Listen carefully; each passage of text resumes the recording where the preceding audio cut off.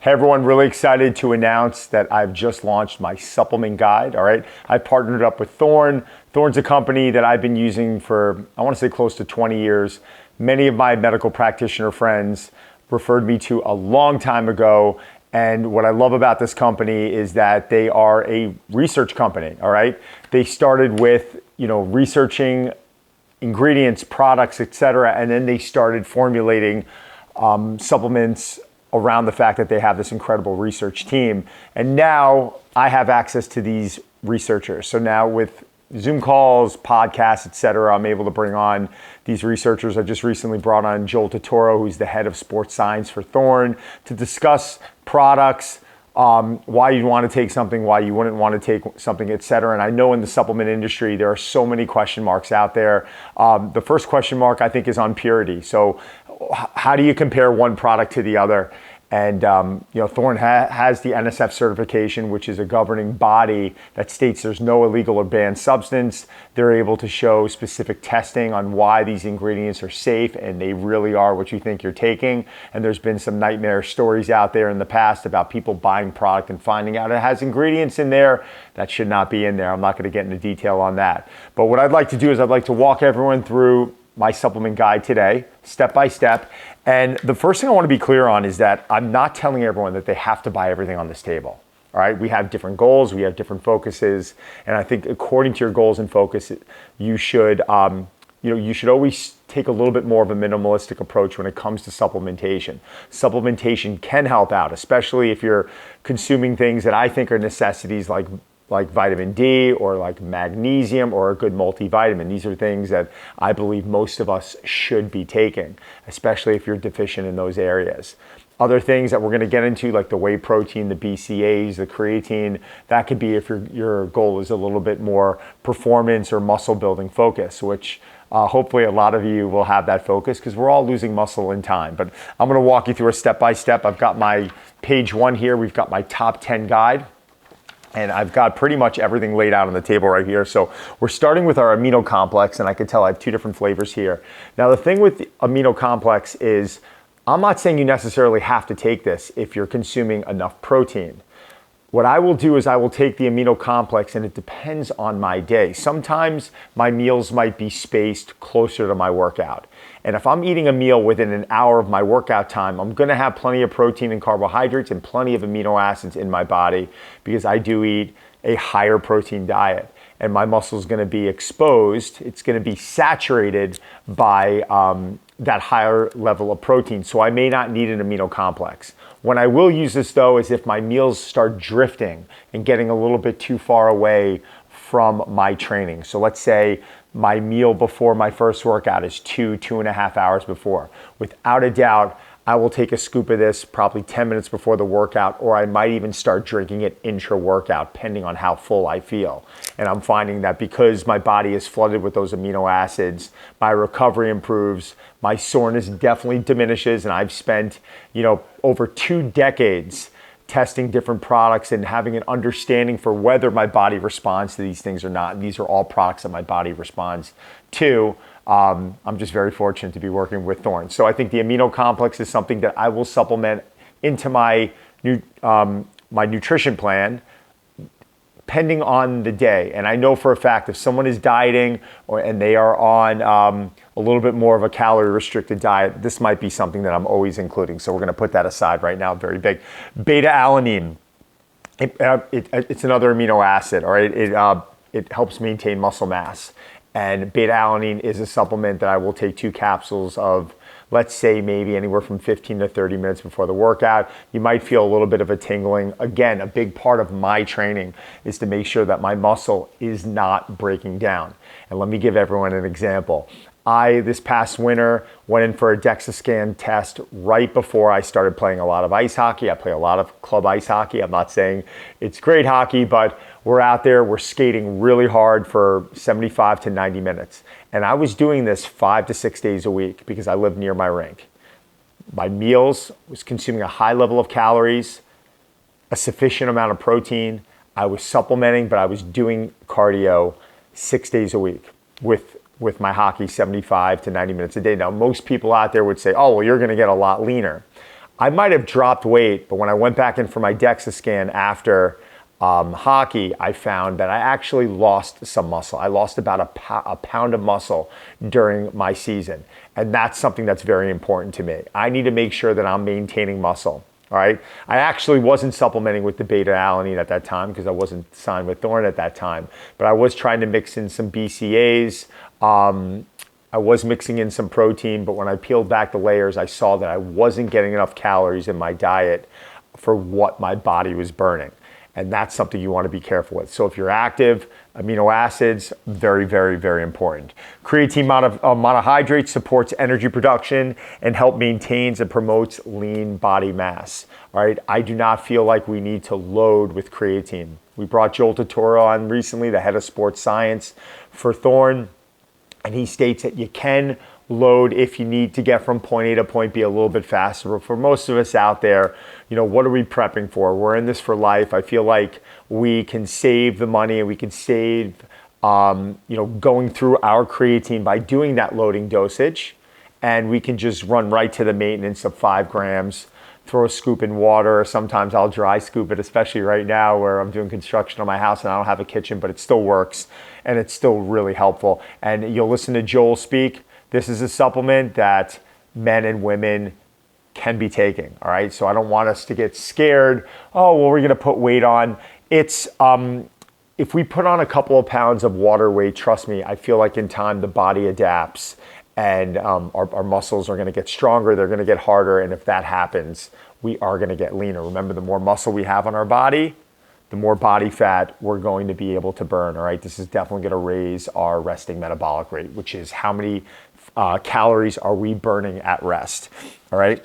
Floramen, which is our probiotic. I've always taken a probiotic. Now, when to take the probiotic, we should be taking it on an empty stomach, and I'm not saying it's not gonna work if you don't, but I think first thing in the morning on an empty stomach or before bed, what I typically do is I'll wake up, brush my teeth, and then the first thing in my program is to drink water and get one of these down. So I'll throw a probiotic in my mouth and I'll focus on getting about 1/4 of my water intake first thing in the morning within that hour. So if I'm 200 pounds, which I'm a little bit more, exactly, I'm about 215 pounds, I'm gonna take half of that in ounces of water and I'm gonna consume that first thing in the morning with my probiotic to get my gut, to get my digestion primed and ready, because if we're not digesting food properly, all right, we're unable to process it properly, which means all this good nutrition that you think you're consuming may not be bioavailable. All right, now magnesium has turned into a supplement. I think over the last 5 years has become one of my favorite supplements besides vitamin D. The one word in my vocabulary that you're gonna always hear me talk about is recovery, all right? We spend all this time getting our body sympathetic, meaning like jacked up and ready for training or in the workplace or going into meetings or maybe taking a very strenuous phone call, or maybe you're in a relationship that's not going too well, something that causes stress. We have plenty of stress in our life. It could be it could be that your flight is being delayed and suddenly you're feeling a high level of stress. So remember, training is a stress, and when you combine the stresses of training in with the regular stresses of everyday life, we're gonna need to make sure that we're recovering. I'll do a scoop of this before bed. This is off of one of my essentials. My essentials are pretty much this: the vitamin D, the probiotic, and the multivitamins are things that I take all year long. I love them, and I definitely find that through tracking my sleep. I always talk about my Oura Ring, or I've worn other devices in the past like Fatigue Science, which I thought was great, but Oura will even show that as I get more consistent with this, my sleep becomes a little bit more restful, which for me is really important. All right, so now this is all spelled out page by page. We're gonna go through a couple more. Mariva 500, that supplement should be right here. Oh, nope, that's my beta alanine.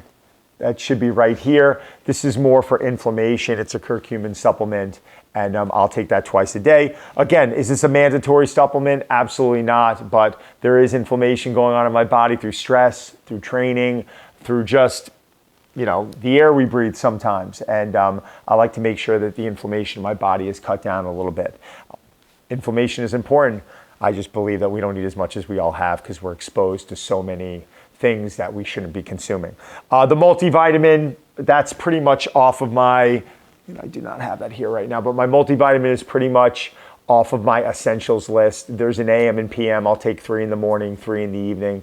This is giving me a lot of the nutrients, a lot of the micronutrients that my body, who knows, may not be getting enough of. Now, I do a very good job in consuming a nutrition plan that is very well balanced in micronutrients. I try and rotate my foods, etc. But this is just a little extra boost that I get. I know, especially with COVID, etc., I needed to make sure that my head was in a good spot, and I want to make sure that I'm feeding my body all the nutrients that it needs for it to be resilient. And now that I'm traveling more, and now that I'm, getting into environments where there's more people with work, especially now more than ever, I want to make sure that my body is resilient and that it's going to reject anything negative that's trying to enter my body. Omega-3 with CoQ10.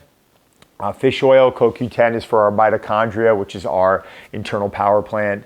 And the omegas have been a supplement that I've been taking for years. I can read off. It's the combination of EPA and DHA. It has high in antioxidants. It's energy promoting, good for your joints, etc. We're putting good fat in our body too. Very positive to burn fat, and I'm not a big fish eater, so I do have fish a couple times a week, but it's not something that I'm obsessed with consuming. So I always find I'm a little bit light on this, but this is a very clean form of being able to get my fish oil into my body. And probably I might say my favorite supplement, and I've read so much research on how positive vitamin D is. Even if we're going to our general practitioner and saying our levels are good, there are so many positive associations with higher level of vitamin D and a healthy body. So that's something that vitamin D all year long, especially being in New York, we've got these 4 or 5 months a year where we got to be indoors a little bit more. The weather gets a little bit tough. So that's something that I'm pretty much taking every day. Lastly, getting into my protein. Now, you can consider this a supplement. It is somewhat of a meal replacement, but I definitely consider this more of my daily nutrition. All right, I'm trying to keep my protein above 1 gram per pound of body weight. This is a very easy way to get a quick 50 grams of protein into my body. There's plenty of people out there reaching out to me saying, well, the body can only process X amount of protein for muscle building. That's true, but the body also needs additional protein for other things, skin, hair, nails, etc. And I know that mixing in a good whey protein, or for some of you out there, plant-based protein, I think is very positive. I think it's going to help you get some additional calories in. When do I like having it? Now, a lot of people out there a lot of coaches will talk about wanting to get it in immediately after a workout because it's quicker digesting. I take a little bit of a different approach. I'm always trying to get in solid food. My goal is to get as many solid meals in as possible, but I will save this during the day to where my schedule gets the best of me. So when it's the least convenient for me to eat or get that meal in, that's when I will lean towards my whey, or for some of you out there, plant-based protein. And I find that makes life a little bit easier. If eating a regular meal after a workout is something that fits into my schedule, I will not do this. I will have a regular meal. And if I can get through a day without needing any whey protein in, I'm able to hit my macros if I'm measuring macros, then great.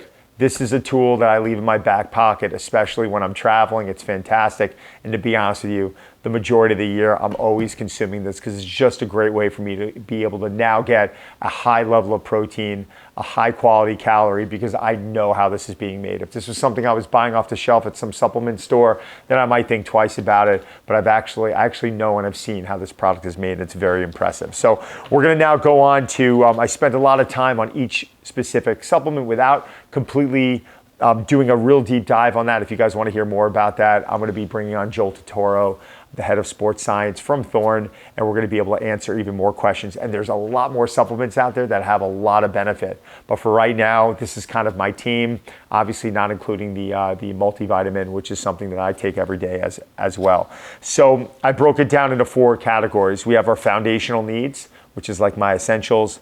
We have performance, which basically is, if you are trying to improve any type of athletic performance, muscle building, etc. If you're running at a very, very, very high speed every day, that's something you might think about doing. Recovery, something that I feel all of us need.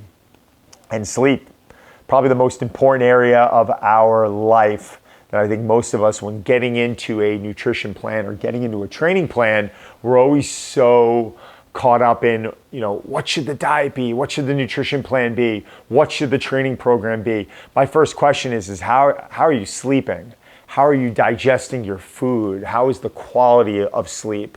And looking at those things first are the most important things. Sleep, it is the best fat burner. It's free, all right? And we need to make sure that we're optimal in that area, because if your sleep starts improving, the quality of life, your muscle building, your performance, your energy levels, it's all gonna go through the roof. Your mood, it's so important. So I break it down: foundational needs, performance, recovery, and sleep. And we're gonna basically show you how, each category has specific supplements that I really like you to have. Now, off the foundational needs, these are these are the ones that I think all year long I'm never deviating off of. It's a list of about 6 of them there. If you wanted to remove 1 or 2, I'd say you can probably pull out the whey or vegan protein, because not everyone's going to be consuming whey or vegan protein. You can definitely get by without having to consume protein powder, especially if you're getting enough protein in. But the probiotic, I think, it's fantastic for your digestion. The vitamin D, the omegas, the multis, and the magnesium, these are all going to help strengthen yourself internally. When I discuss nutrition and foods, I always talk about nutrition as wanting to put foods in our body that are going to allow us to be more powerful. Problem with a lot of bodybuilding in the past is that we're consuming foods like chicken and rice, which sounds healthy, but it doesn't have a lot of life to it. So I think even with bodybuilders, the bodybuilders that I've spoken to, I want to make sure that the foods that they're consuming have some life in it.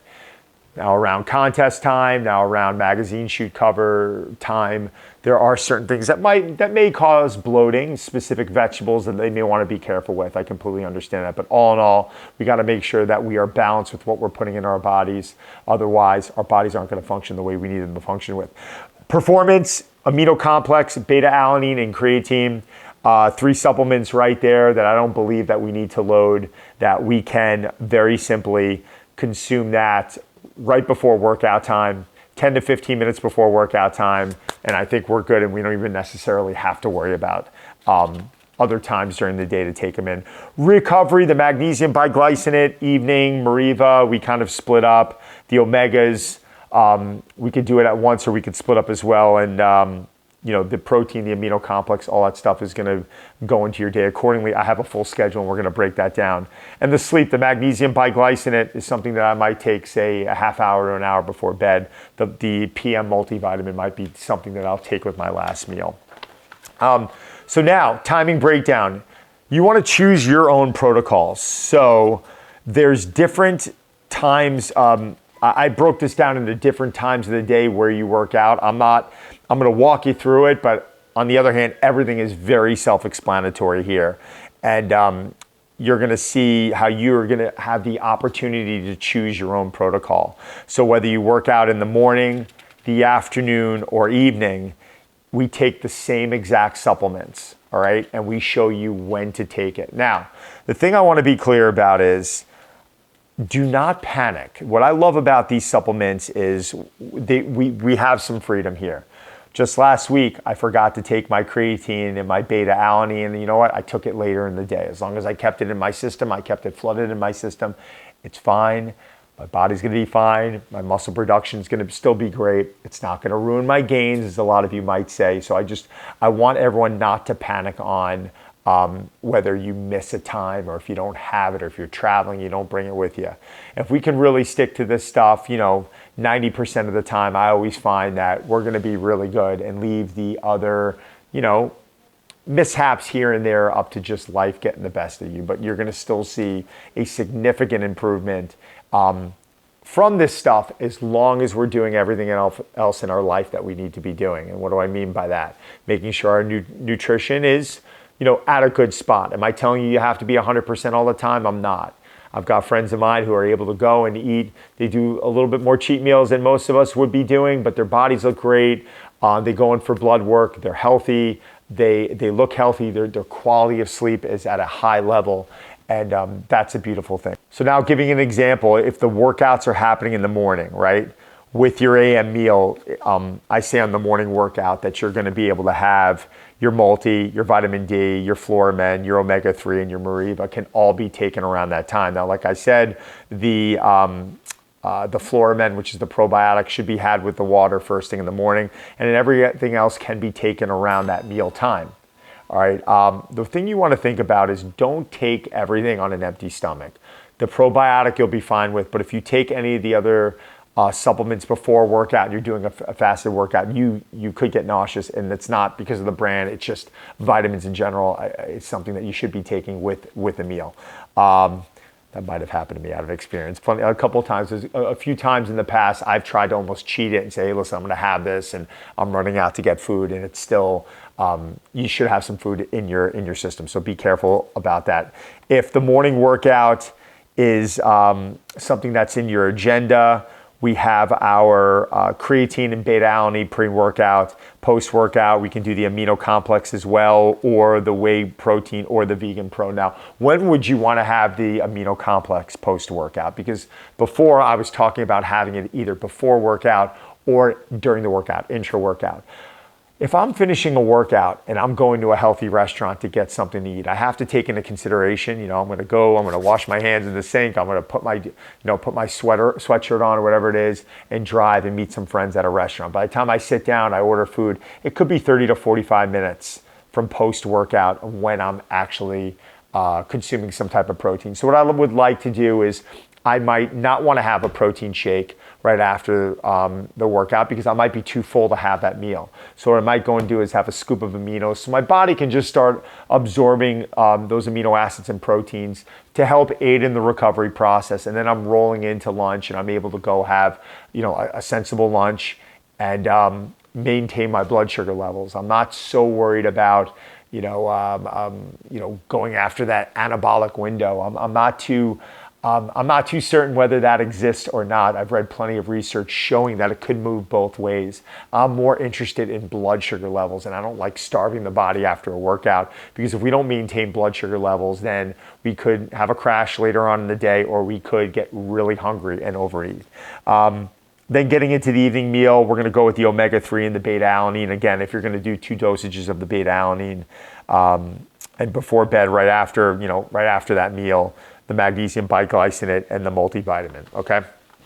Afternoon workouts. Now, the protocol really doesn't change with that AM meal. We're gonna have those same supplements with that AM meal. Now, everything that we listed is just gonna take place before and after the workout. Nothing is going to change.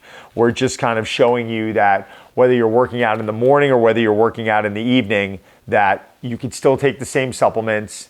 We're just moving it from whether the workout was early in the morning to the afternoon to the evening. So it's pretty much the exact same protocol. Afternoon workout, once we get in, our Mariva, our Omegas, our Floramen, our vitamin D, and our multi with our first meal in the morning, we can go maybe have another meal, late morning or maybe even lunchtime. And then in that afternoon workout, you might be doing that little pre-workout drink of the creatine, the beta-alanine, and then post-workout, again, either the BCAAs, the protein powder, whether it's whey or plant, and also that Mariva to help cut down on that inflammation a bit.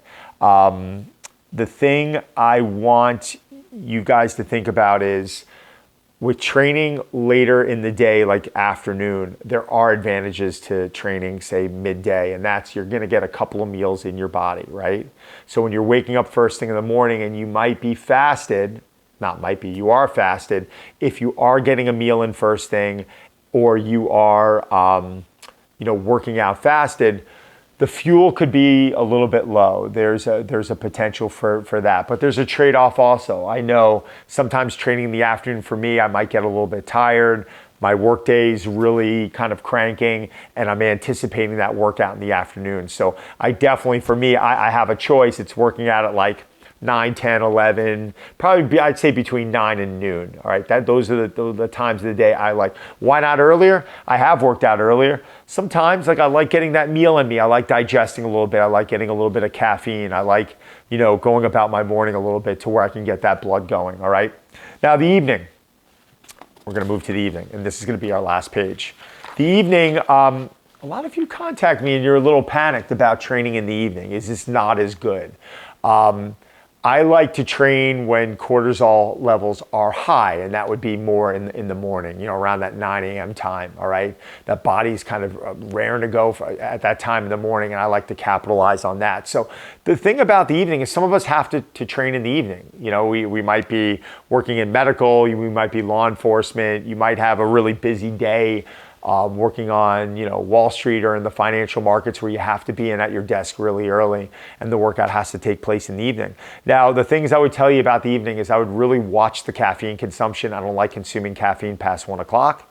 I feel like it can disrupt the nervous system. For those of you out there who are saying that you can go to bed right after a cup of coffee, I understand you probably can, but if you actually tracked your sleep, you probably would see that your sleep is disrupted. Maybe you're not getting enough REM, maybe you're not getting enough deep sleep, maybe it's disrupted sleep. Maybe you just don't know it, but you're waking up and you're in and out throughout the night. So we want to make sure that our quality of sleep is high. If you have to train in the evening, you have to train in the evening. We have no choice. If I had to, I would. The thing that fears me sometimes is that at a time where our cortisol is dropping, we're revving it back up, and this could affect sleep quality. So I'm not telling that to you to discourage you. I'm saying if you have a choice, I'd probably prefer you a little bit earlier in the day, but if you don't have a choice, do the best that you can. I think you'll notice that supplementing will help, whatever the percentage is, 5 to 10%, whatever it is, that's fine. Sometimes psychologically, it's putting us into a really good place. It has worked. It has helped me 100%, and I'm always looking for that last percent, 2%, 3% of help in recovery, in performance, whatever it is. And if I'm going to do that, I know what I'm taking. I just got to make sure that what I'm taking is of the highest quality. And that's where we are today. So guys, I hope you enjoy that breakdown. Everything is for you right in this guide. If there's anything I'm missing, or if you have any questions, obviously, if you're following me on Instagram, or if you guys are one of the challengers, especially, you're always able to ask that question. And I hope you enjoy. Thanks.